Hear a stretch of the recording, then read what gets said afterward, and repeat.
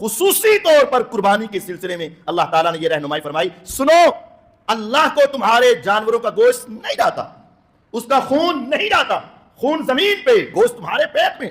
تو پھر اللہ کے پاس کیا گیا، وَلَٰكِن يَنَالُهُ التَّقْوَىٰ مِنْكُمْ، تمہارے دلوں کی اندرونی کیفیت اللہ دیکھنا چاہتا ہے.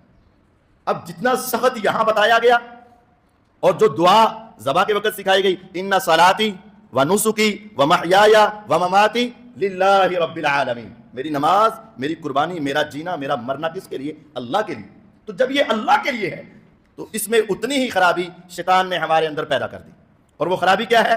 وہ شیطان اکثر ذہن یہ خراب کرتا ہے کہ آپ قربانی خریدیں اور پھر اعلیٰ خریدیں، بہت اچھی بات ہے، یہاں تک تو ٹھیک ہے، لیکن وہ آگے کیا کرتا ہے، اب اس کو سب کو بتاؤ، اب پورے محلے میں اس کا چکر لگواؤ، اب اس کی ٹک ٹاک بناؤ، اب اس کو اپنی ڈی پی پہ لگاؤ، اب اس کے تصویریں بناؤ، اب اس کے ساتھ کھڑے ہو کر ویڈیو بناؤ، اور پھر اس کو دنیا کے سامنے نشر کرو، اور پھر ان سے کمنٹس لو اور اپنی تعریفات سنو اور اپنے جانور کی تعریفات سنو. اللہ کی قسم جب یہ سوچ آ گئی، تیرا 1000 نہیں، تیرا لاکھ نہیں، تیرا کروڑ بھی ہو تو تباہ ہو. جب بھی قربانی خریدے اللہ کی رضا کے لیے خریدے، اور جب خرید لے تو پھر کوشش کرے کہ اس کے اندر ریاکاری نہ آئے.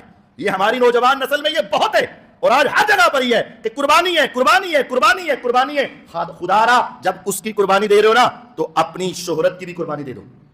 جب جانور کی قربانی دینا چاہ رہے ہو اپنی میں کی بھی قربانی دے دو. نہیں بتاؤ کتنے کا ہے، یار بس اللہ نے توفیق دی، بس لے لیا، کیا بتانے کا فائدہ نہیں. اسپیشل دسنا ہے بھائی 5.5 لاکھ کا لیا، یہ اسپیشل بتانے کی ضرورت نہیں، بلکہ پوچھے بھی تو کوئی یار اللہ کی توفیق ہے، بس ٹھیک ہے جو اللہ نے بس قبول فرمائے.